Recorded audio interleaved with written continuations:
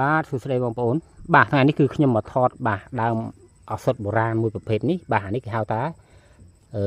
ស្មៅចល័តអន្សាយបាទឬក៏ស្មៅត្រចៀកទុនសាយណាបងប្អូនបាទហ្នឹងហើយអានេះវាមានអត្ថប្រយោជន៍តាក់ទងទៅនឹងបញ្ហាបាទសុខភាពយើងបងប្អូនបាទវាជួយបង្កើតអង្គទីគ័របានណាបងប្អូនកុំឃើញអញ្ចឹងណាបាទហើយមួយទៀតវាត្រូវជាមួយនឹងសាឡាក់បាទទោះបីថាបងប្អូនអត់មានរោគអីក៏ដោយបងប្អូនអាចដាំហូបបានធម្មតាដែរបងប្អូនបាទឆុងដូចតែអញ្ចឹងណាបាទដាំហូបដូចតែអញ្ចឹងណាបាទអញ្ចឹងអត្ថប្រយោជន៍វានេះគឺគេយកបាទជាប្រភេទស្ងួតបងប្អូនបាទ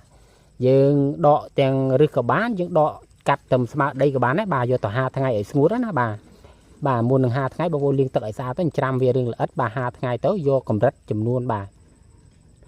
50ក្រាមប្រើទឹក2លីត្របងប្អូនបាទដាំហូបជាប្រចាំបងប្អូនបាទទី1ជួយបង្កើតអង្គទីគ័រទី2បាទរលាកសាឡាក់ក៏ត្រូវបាទហើយមួយទៀតគឺបាទសម្រាប់បងប្អូនដែលមានអាការៈបាទ